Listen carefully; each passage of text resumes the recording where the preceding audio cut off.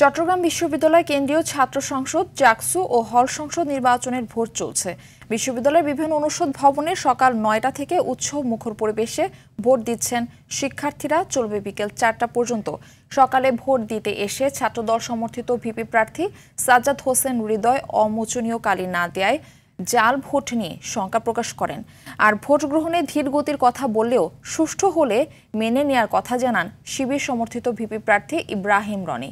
নির্বাচনে মোট ভোটার ২৭,৫১৬ জন।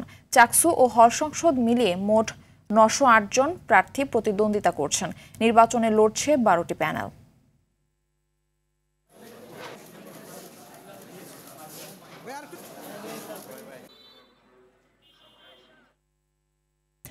দর্শক, নির্বাচনের বিষয়ে বিস্তারিত জানাতে বিশ্ববিদ্যালয়ের আইটি ভবন থেকে সরাসরি আমাদের সঙ্গে যুক্ত হচ্ছেন আমাদের সহকর্মী সাইফুল মাহমুদ।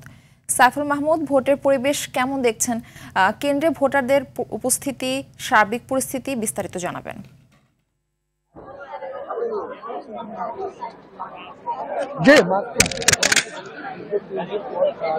এই নির্বাচনকে ঘিরে কিন্তু আসলে যদি বলে থাকি আসলে সবার মধ্যে একটা উৎসবের আমেজ কাজ করছে, বিশেষ করে যারা সাধারণ শিক্ষার্থী রয়েছে তাদের মধ্যে কিন্তু এই আমেজটা কিন্তু একটু বেশি কাজ করছে।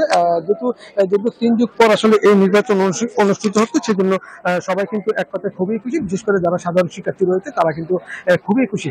এবং সকাল থেকে কিন্তু প্রচুর লাইন দেখা গেছিল ভোটারদের, এবং প্রতিটি কেন্দ্রেই কিন্তু আসলে ভোটাররা প্রচুর পরিমাণে ভিড় করেছে। এবং যতই আসলে দুপুর গড়াচ্ছিল ততই কিন্তু ভোটার লাইন ধীরে ধীরে বাড়তে শুরু করেছিল। তবে এর মধ্যে ছাত্রদল এবং ছাত্র শিবিরের মনোনীত ভিপি প্রার্থীরা কিন্তু অভিযোগ করেছেন কমিশনের বিরুদ্ধে। তারা আসলে অভিযোগ করে বলেছেন যেই অমোচনীয় কালি দেওয়ার কথা ছিল সেই অমোচনীয় কালি তারা কিন্তু ব্যবহার করেনি।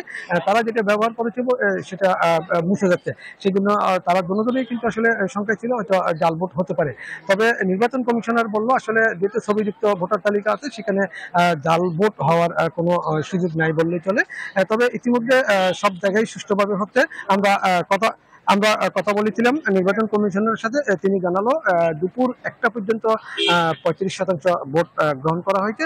তবে যেহেতু 4টা পর্যন্ত আছে, ইতিমধ্যে কিন্তু ভোট চলছে এবং প্রতিটি লাইনে কিন্তু প্রতিটি বুথে কিন্তু দীর্ঘ লাইন এবং আইন শৃঙ্খলা রক্ষাকারী বাহিনী রয়েছে।